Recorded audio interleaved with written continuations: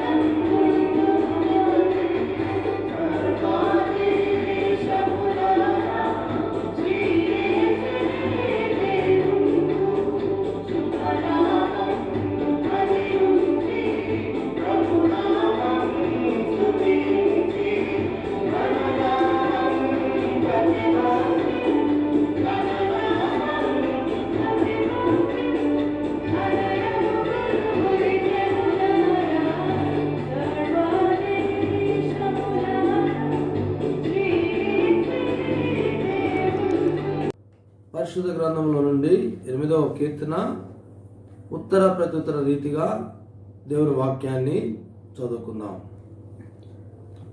ఉత్తర ప్రత్యుత్తర భాగంగా 8వ కీర్తనను 1వ వచనం నుండి 9వ వచనం వరకు ఉన్నటువంటి భాగాన్ని చదువుకుందాం. 1వ వచనం ప్రారంభం.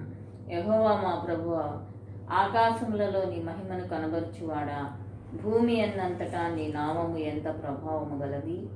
శత్రువులను పగ తీర్చుకుని వారిని మాన్పివేటికై నీ విరోధములను బట్టి బాధుల యొక్కయు చంటి పిల్లల యొక్కయు స్థుతుల మూలమున నీవు ఒక దుర్గమును స్థాపించి ఉన్నావు.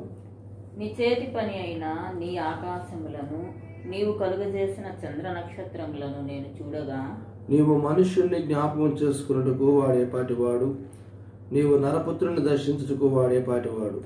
దేవుని కంటే వానిని కొంచెం తక్కువ వానిగా చేసి ఉన్నావు. మహిమా ప్రభావములతో వానికి కిరీటము ధరింపజేసి ఉన్నావు. నీ చేతి పనుల మీద వానికి అధికారం ఇచ్చి ఉన్నావు.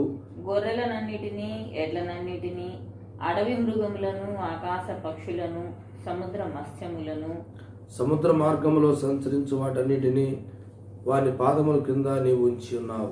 9వ వచనం అందరం కలిసి చదువుకుందాం. యెహోవా మా ప్రభువా, భూమి అన్నంతటా నీ నామము ఎంత ప్రభావము గలది. దేవుడి తన పరిశుద్ధ వాక్యము దీవించునుగా. ప్రార్థన చేద్దాం. ప్రేమగల మా తండ్రి, దయగల మా దేవ, మీ పరిశుద్ధ పాదాలకు వందనాలు. మరి మానవుడిని ప్రభువా మీరు కలుగు చేసి అధికారం ఇచ్చి మీ కృపనిచ్చారు నాయన. మరలా తండ్రి తిరిగి నశించిన మానవుడిని జ్ఞాపకం చేసుకున్న దేవుడు ప్రభువా మీ స్తోత్రాలు చెల్లిస్తూ అలాంటి ఆశీర్వాదాలు దీవెనలు మాకు ప్రతి ఒక్కరికి కూడా ఈ నామంలో రక్షణ పొందిన వారికి మరి అనుగ్రహించమని ఈ ఆరాధనలో మీ దీవెనతో మమ్మల్ని నింపి మమ్మల్ని కృపకు పాత్రలుగా చేయండి. ఈ సమయంలో ఎలాంటి పరిస్థితుల్లో ఎవరున్నా వారికి మీ తోడు, మీ కాపుదల, మీ దీవెనలో మా అందరికీ మెండుగా అనుగ్రహించమని యేసు పరిశుద్ధ నామములో చున్నాము తండ్రి, ఆమేన్.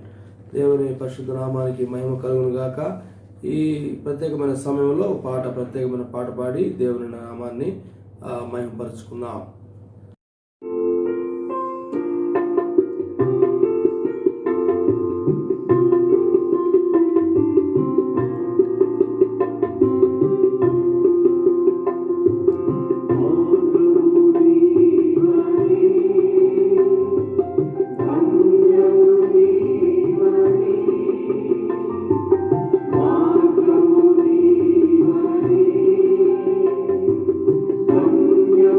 Thank you.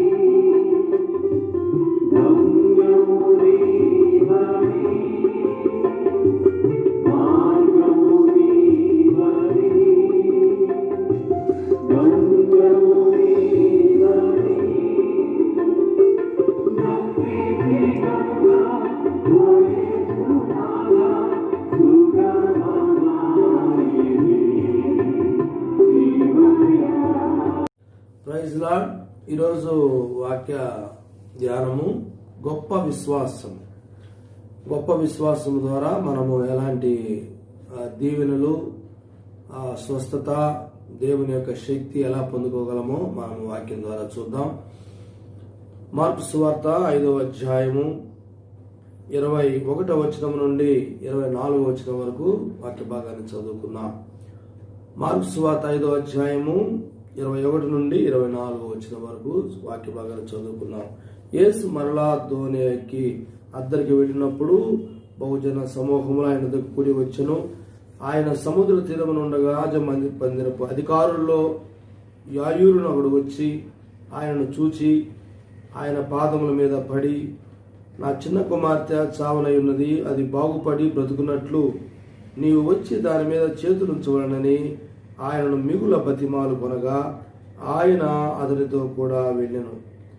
బహు జన సమూహములు ఆయనను వెంబడించి ఆయన మీద పడుచుండేది. ప్రార్థన చేద్దాం. మహాపరిశుద్ధుడైన మా తండ్రి, ఈ వాక్యం పాదములకు దీపము, మా త్రోవకు వెలుగు.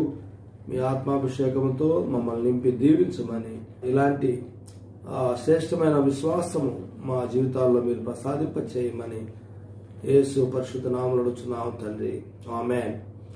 మరి క్రీస్తునందు ప్రియమైన ప్రియ దేవుని బిడ్డలారా, మరి యాయూరు ఒక అధికారి, గొప్ప అధికారి. ఆయన మంచి తండ్రి. ఆయన కుటుంబ జీవితంలో మరి ఎంతగానో దీవెన పొందినవాడు.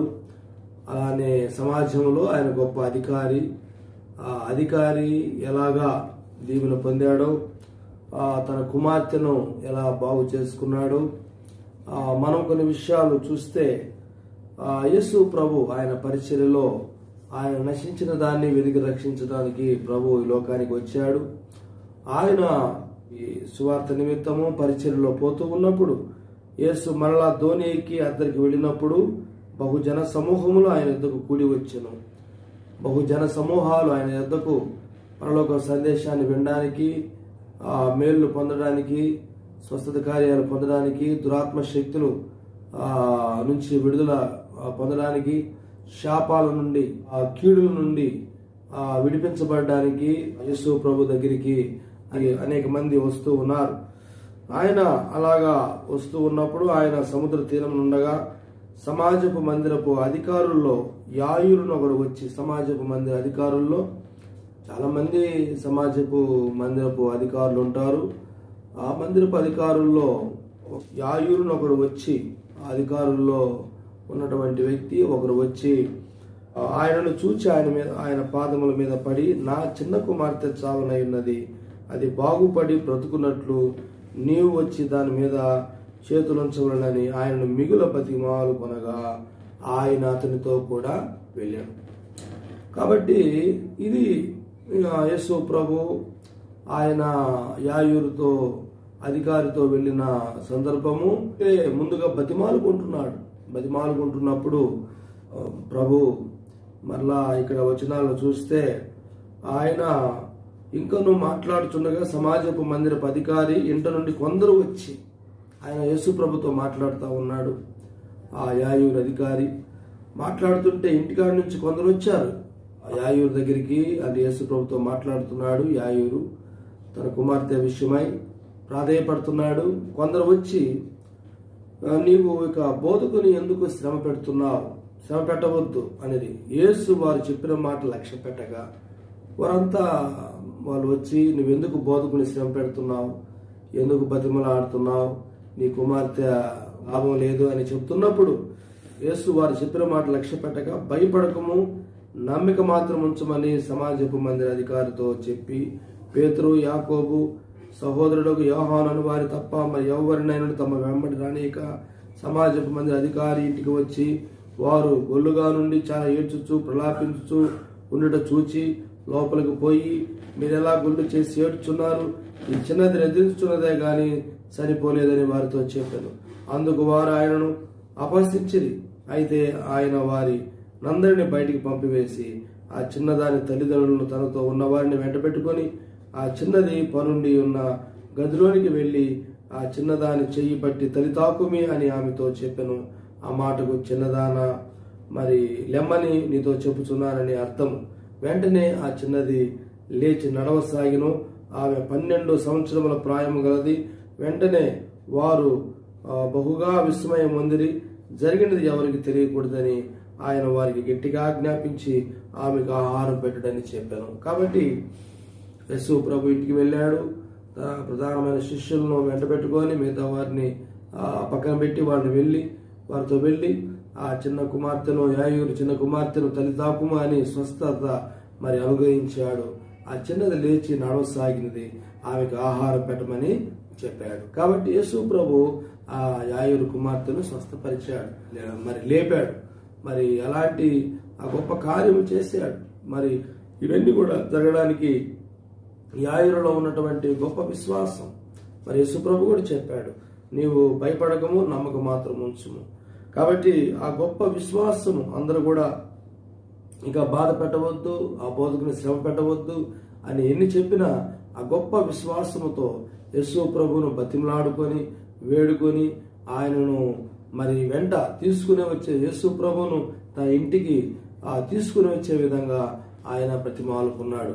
కాబట్టి ఆ రీతిగా మరి యేసు ప్రభు యొక్క కృపను, యేసు ప్రభు యొక్క ఆశీర్వాదాన్ని ఆ యాయూరు పొందినట్లుగా మనం చూస్తా ఉన్నాం. తన ఇంటిలో ఆ చిన్న కుమార్తె మరి బలహీనమై మరి చనిపోయినటువంటి పరిస్థితుల్లో, అలాంటి స్థితిలో మరి ఆయన రక్షించుకున్నట్లుగా మనం చూస్తూ ఉన్నాం.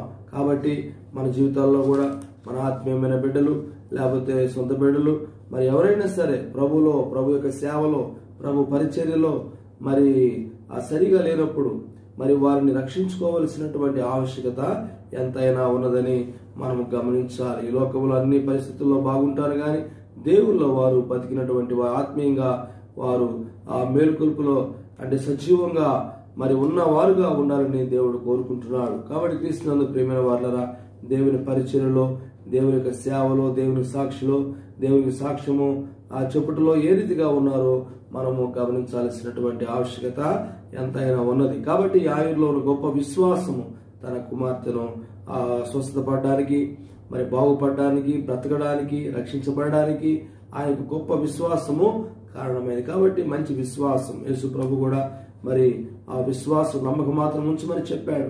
మరి హెబ్రీ పత్రికలో కూడా విశ్వాసం లేకుండా దేవునికి ఇష్టమైనట అసాధ్యము, ఆయన ఎద్దకు వచ్చే వారికి ఆయన ఫలము దయచేవాడని నమ్మవలను కదా.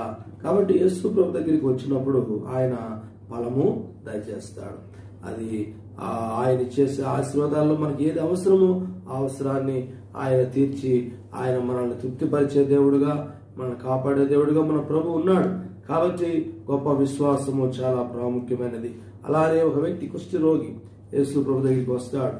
వచ్చి ఆయన కూడా ఏ రీతిగా దీవించబడ్డాడో మనం చూస్తే మత్తయి సువార్త 8వ అధ్యాయంలో చూస్తే ఆయన కొండ మీద నుండి దిగి వచ్చినప్పుడు బహుజన సమూహములు ఆయన వెంబడించుచుండెను. ఆయన కొండ మీద నుండి దిగి వచ్చినప్పుడు ఆ బహుజన సమూహములు ఆయన వెంబడిస్తూ ఉన్నారు. అయితే ఇదిగో కుష్ఠరోగి వచ్చి ఆయనకు మొక్కి, ప్రభువా నీకిష్టమైతే నన్ను శుద్ధినిగా చేయగలవనెను. ఇక్కడేమంటాడు? నీకిష్టమైతే, మనకిష్టం కాదు, లేకపోతే ఇంకోటి కాదు, నీకిష్టమైతే నన్ను శుద్ధినిగా చేయగలవు. గొప్ప విశ్వాసం. నీకు అసాధ్యమైంది ఏదీ లేదు ప్రభువా, నీకు ఇష్టమైతే నన్ను శుద్ధినిగా చేయగలవు. ఆనాడు కుష్ఠరోగం అంటే ఊరి వెలుపట అందరికి దూరంగా అది భయంకరమైనటువంటి వ్యాధి. ఈనాడు కూడా వైరస్, కరోనా లేకపోతే అలాంటి సిమ్టమ్స్ ఏదైనా ఉంటే మనుషుల్ని దూరం పెడతా ఉంటారు. అనేకమైన రుగ్మతల వల్ల, అనేక వ్యాధుల వల్ల మనుషులను దూరం పెడుతూ ఉంటారు. అయితే దేవుని దగ్గరికి మాత్రం ఎవరైనా మరి రావచ్చు. దేవుని దగ్గర దేవుడు అందరినీ కూడా ప్రయాసపడి భారం మోస్తున్న సమస్యలారా మీరు నా యొద్దకు రండి, నేను మీకు విశ్రాంతిని ఇస్తాను, నా మాటలు వినండి, మీ ప్రాణములు తేలికగా ఉంటాయని ప్రభు చెప్పాడు. కాబట్టి మీ మీద నా కాలు ఎత్తుకోండి, అప్పుడు నేను చెప్పిన ప్రకారంగా జీవించండి, అప్పుడు మీ ప్రాణములు తేలికగా ఉంటాయని ప్రభు చెప్పాడు. కాబట్టి ఇక్కడ ఎలాంటి విశ్వాసంతో దేవుని అడుగుతున్నాడో మనం చూద్దాం. మనం గమనిస్తుంటే, ప్రభువా నీకిష్టమైతే నన్ను శుద్ధినిగా చేయగలవనెను. అందుకు ఆయన చెయ్యి చాపి ముట్టి, నాకిష్టమే, నువ్వు శుద్ధులు కమ్మని చెప్పగా తక్షణమే వాని కుష్ఠరోగము శుద్ధి ఆయను. కాబట్టి ఆయన నాకు ఇష్టమే, నువ్వు శుద్ధుడు కమ్మని ఆయనలో ఉన్నటువంటి ఆ గొప్ప విశ్వాసాన్ని బట్టి, ఆయనలో ఉన్న గొప్ప విశ్వాసాన్ని బట్టి దేవుడు యేసు ప్రభుల వారు ఆయన మరి ఆ కుష్ఠ రోగాన్ని నివారణ తీసివేసినట్టుగా, స్వస్థపరిచినట్టుగా మనం చూస్తూ ఉన్నాం.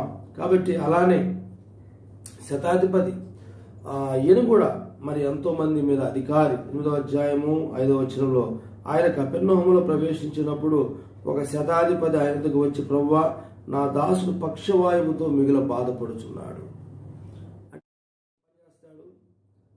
సగం పనిచేయలేడు, పక్షవాయువు అంటే సగము పనిచేయదు బాడీలో, అలాంటి పరిస్థితిలో ఉంది, పక్షవాయువుతో ఉన్నాడు.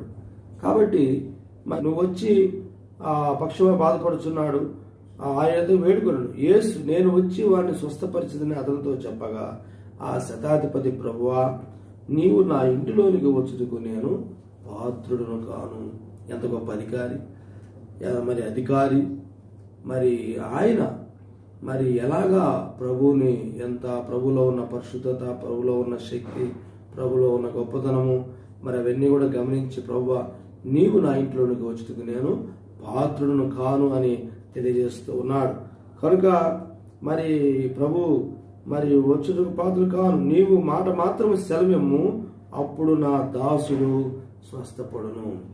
నీవు రాకపోయినా ప్రభువా, మరి మాట మాత్రం సెలవివు, ఆజ్ఞాపించు. నీవు మాట మాత్రం సెలవిస్తే నీ మాటలో గొప్ప శక్తి ఉంది, నీ మాటలో స్వస్థత ఉంది, నీ మాటలో దీవెన ఉంది, నీ మాటలో పునరుద్ధానపు బలం ఉంది, శక్తి ఉందని విశ్వసించి దేవుణ్ణి అడుగుతూ ఉన్నాడు. మాట మాత్రం సెలవిమ్ము, అప్పుడు నా దాసుడు స్వస్థపరచబడును.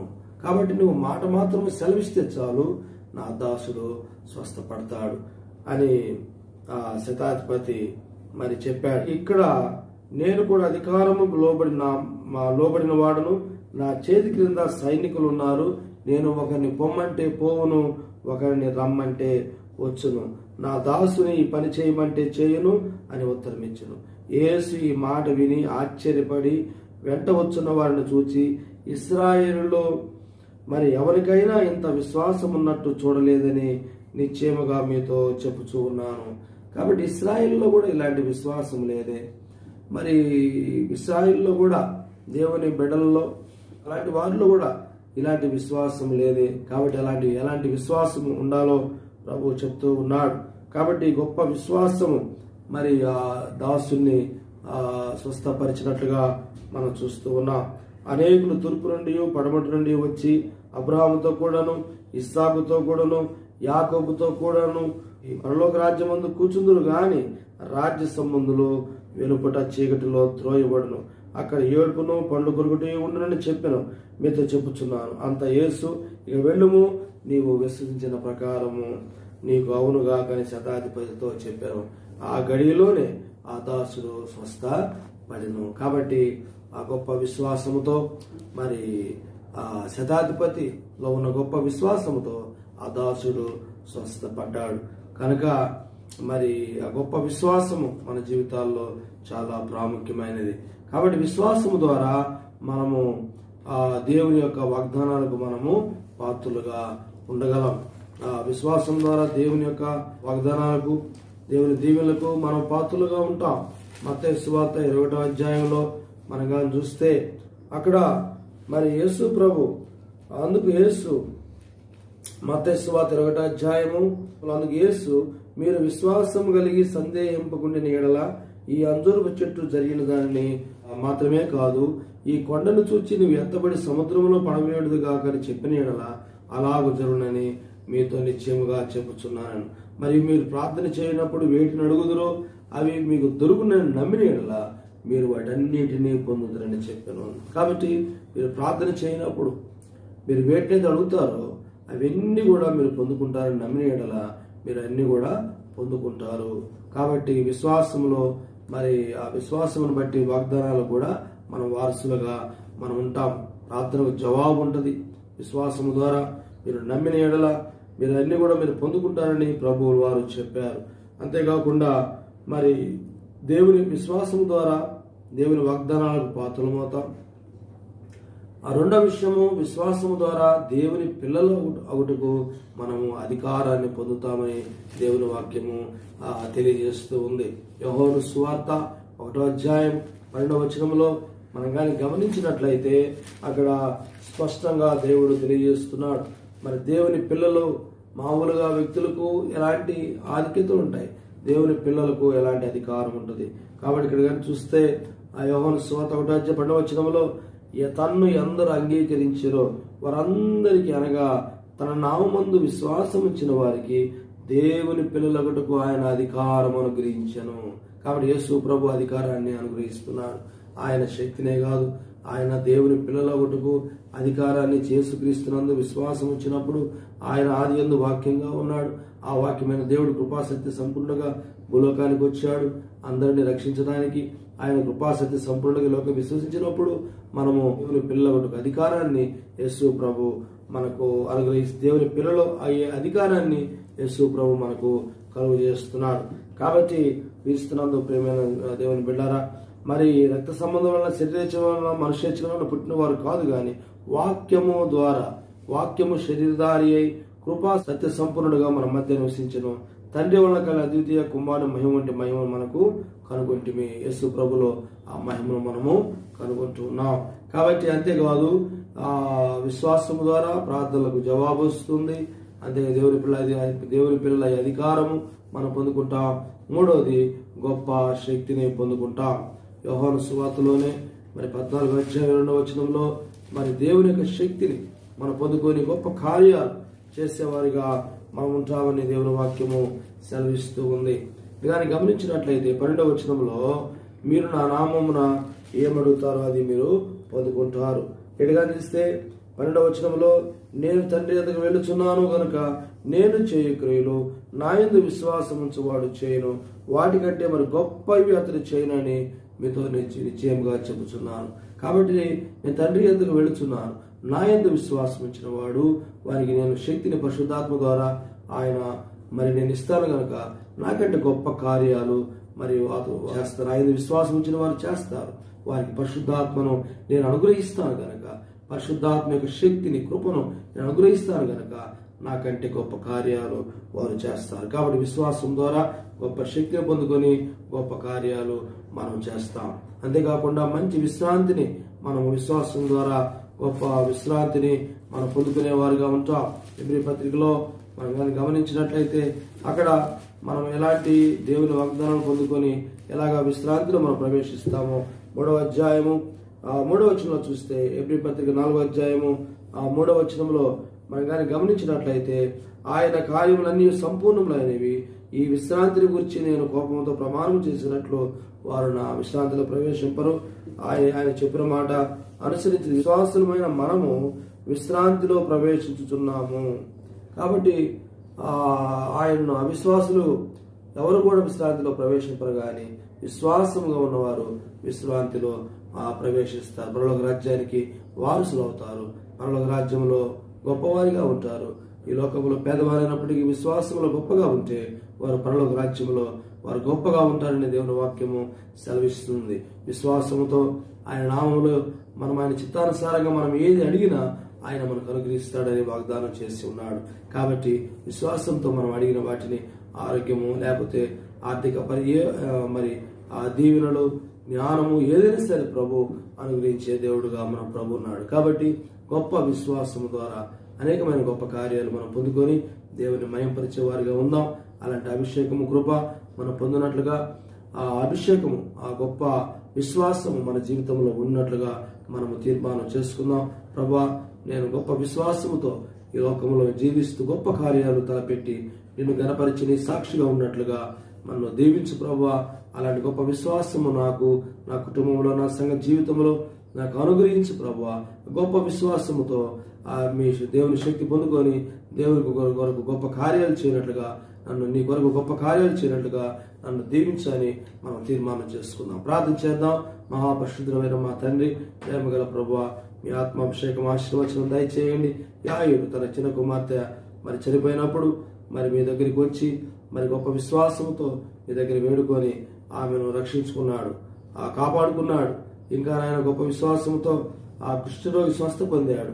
గొప్ప విశ్వాసంతో మరి నాయన మరి కానాను స్త్రీ ఏ విధంగా తన బిడ్డను రక్షించుకున్నది. కాబట్టి ఇలాగ గొప్ప విశ్వాసంతో మేము గొప్ప కార్యాలు చేయనట్లుగా మమ్మల్ని మీ ఆత్మతో అభిషేకించి దీవించమని, మీ సాక్షి నిలబెట్టుకోమని, ఈ సమయంలో ఎక్కడ ఎలాంటి పరిస్థితుల్లో ఉన్నా మీ తోడు మీ కాపుదలను గురించి మీ సాక్షిని నిలబెట్టుకోమని దీవించమని, మరలా మీ కలుసుకున్న పర్యంతం కృపాక్షేమాలు మాకు ప్రసాదింప చేయమని యేసు పరిశుద్ధ నామములో అడుగుతున్నాము తండ్రి.